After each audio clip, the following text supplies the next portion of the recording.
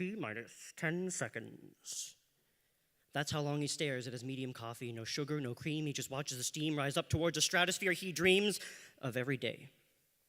5 times this week he sat in that same chair. Black drink, bland taste, can't think, blank stare, calloused fingers combed through brown hair, but no matter how tight the fist, he can't get a grip. So he just sits there, staring, sitting, stirring his little void, wishing for stars. Maybe Thrift Store Jack is do too good of a job covering up his pain, but when people point and laugh, he feels every needle in his heart begin to vibrate.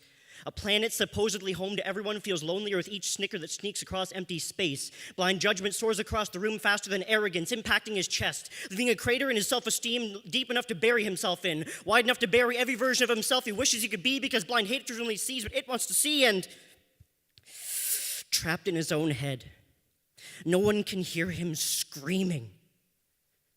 Human language never slides off his tongue tastefully. Thoughts jumble in his mouth like alien text when his teeth try to translate. And the social atmosphere never quite fills his lungs with the correct mixture of 2 parts understanding and 1 part patience.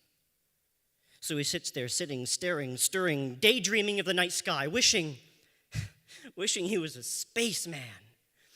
Just like how the shuttle Columbia disintegrated on a re-entry due to bad insulation, how Challenger exploded after liftoff due to one faulty part. Our astronaut tried to insulate his heart, but pieces of it broke off, cutting into his flesh. When he was born, standard tests said he would never have the great brain capacity of an adult. They chose to define him by one tiny fault, but numbers don't measure a person's value.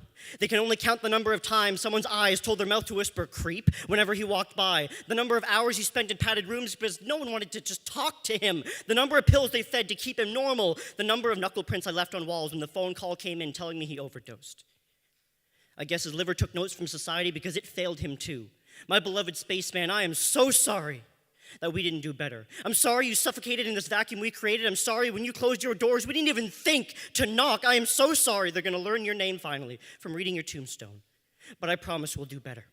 I'll come visit you every day, tell your story under every night sky, and I hope you find what we couldn't give you here on Earth.